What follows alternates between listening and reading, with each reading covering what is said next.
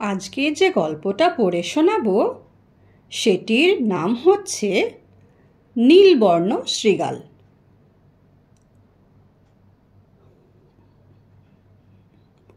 একদিন চন্দ্রভার নামে এক শেয়াল খাবারের সন্ধানে ঘুরে বেড়াচ্ছিল। এধার ওধার অনেক ঘুরে সে ঢুকে পড়ল শহরে। যেই না শহরে ঢোকা, কুকুরের দল তেড়ে এলো তার দিকে।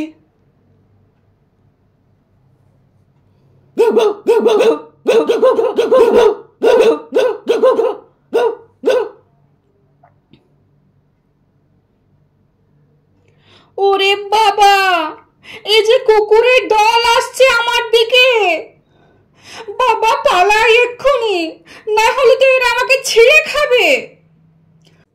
হুক্কা হুয়া, হুক্কা হুয়া, হুক্কা হুয়া। প্রাণপণে ছুটতে আরম্ভ করলো সে। ওই রকম করে ছুটলে তো আর কোথা দিয়ে যাচ্ছি বোঝা যায় না, কাজেই ছপাক গিয়ে পড়ল সে ধোপার নীল রঙ্গলা বিরাট গামলার মধ্যে।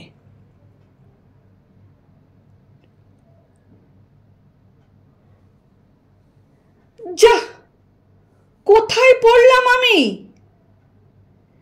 এ তো পুরো জল, আমি তো ভিজে গেলাম।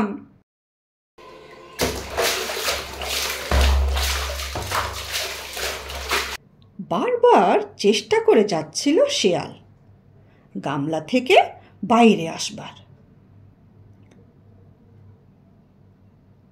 শেষ পর্যন্ত যখন এলো বাইরে, সবাই তাকে দেখে ছুট্টে পালিয়ে গেল।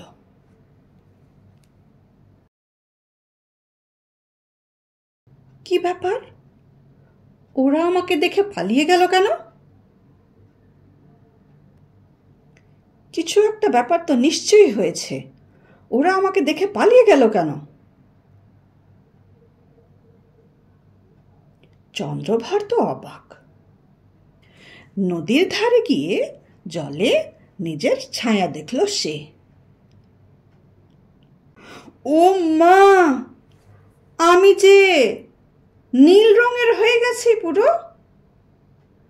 তার মানে যে জলটাই পড়েছিলাম সেটা নীল রঙের জল ছিল। এখন তো আমি নীলবর্ণ শৃগাল হয়ে গেছি। খুব ভালো হয়েছে, ওই জন্য আমাকে দেখে সব ভয়ে পালিয়ে গেছে। ভীষণ কিন্তু মজা হবে এটা নিয়ে। এবার সমস্ত জঙ্গলের জন্তু জানোয়ারকে আমি ভয় দেখাতে পারবো। খুব সুন্দর কিন্তু আমার মাথায় একটা মতলব এসছে। এবার জঙ্গলের জন্তু জানোয়ারকে সব আমি কাবু করে রাখবো।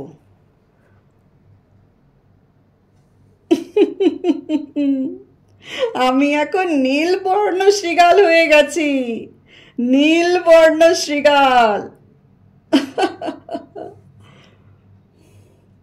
খ্যাক খ্যাক করে হেসে উঠল সে। তারপর ঢুকে পড়ল বনের ভেতর। সবচেয়ে উঁচু পাহাড়টার চূড়ায় উঠে হাঁকডাক করে বনের সমস্ত জন্তু জানোয়ারকে ডাকল। আর সে বলল, আমি হচ্ছি কুকন্দ্রুম, তোমাদের নতুন রাজা।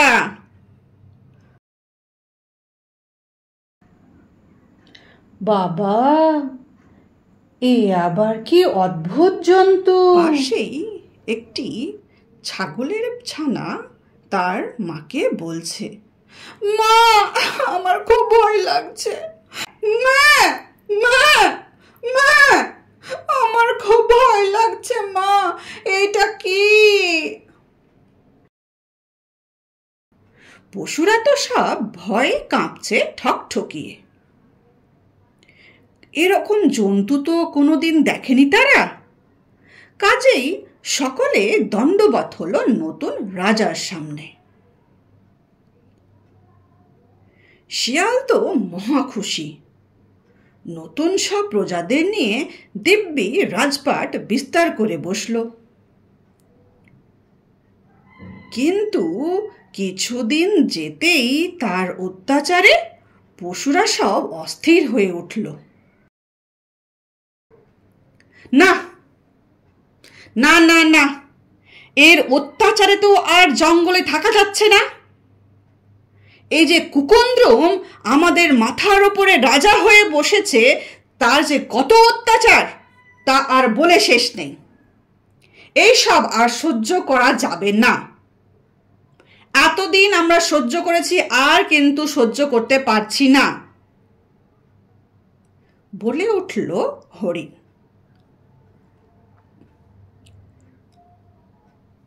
তারপরে একটি খরগোশ এসে বলল, এই কুকুন্দ্রুমের চাহিদা তো দিন প্রতিদিন বাড়তেই আছে। আমরা আমাদের বংশবৃদ্ধি করব কিভাবে? ওর পেট ভরা থাকলেও শিকার চাইছে। ও তো আমাদের ওপরে অন্যায় অত্যাচার করছে। আমরা ওকে আর রাজা মানব না। আমরা ওকে আর রাজা মানব না, আর তাকে এখান থেকে বের করার কোনো একটা উপায় বের করতেই হবে। কি বলো বাঘ ভাইয়া?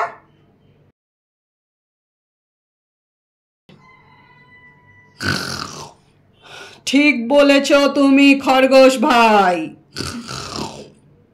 তুমি ঠিক বলেছ। ও আমাদের ওপরে প্রচুর অত্যাচার করছে। ওকে আমাদেরকে জঙ্গল থেকে বের করতেই হবে। শেষকালে এক প্রবীণ শিয়াল একটা মতলব বার করল। একদিন রাত্রিরে যখন বেশ ঘুটঘুটে অন্ধকার, সব শিয়াল মিলে একসঙ্গে ডেকে উঠল, হুক্কা হুয়া।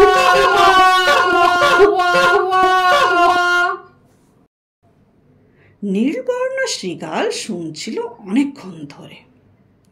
শেষ পর্যন্ত সেও আর থাকতে না পেরে চিৎকার করল, হুক্কা হুয়া।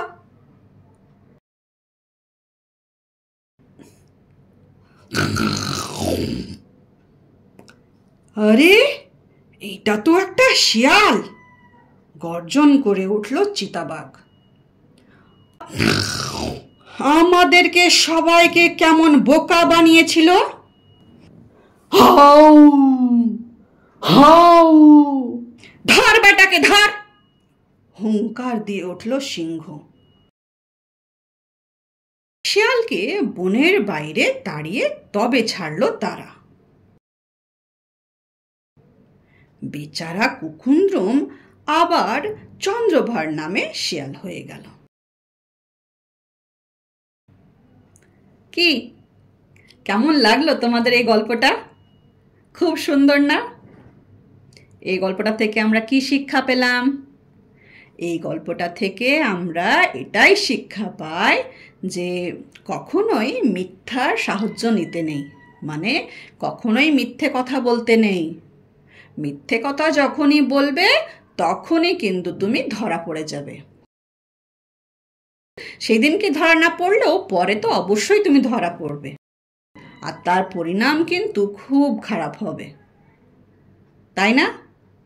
ঠিক যেমন এই গল্পটাতে ওই শিয়ালটা তো বাই চান্স চুবে গেছিল নীল রঙের ভিতরে, সেই জন্য ও নীল রং হয়ে গেছিল। আর সে করলো কি, সেটার ফায়দা উঠিয়ে সে নিজেকে রাজা বানাচ্ছে। সে নিজেকে সবাইকে মিথ্যা কথা বলছে যে সে রাজা, আর নিজের নাম কুকুন্দ্রুম রেখে নেয়। কিন্তু সে কি ছিল? সে তো ছিল একটা শিয়াল, আর তার নাম ছিল চন্দ্রভার। যখন ও ধরা পড়ে গেল তখন জঙ্গলের সমস্ত জন্তুর জানোয়ারগুলো মিলে জঙ্গল থেকে তাড়িয়ে দিল। আমার এই গল্পটা তোমাদের কেমন লাগলো আমাকে কমেন্টে জানিও।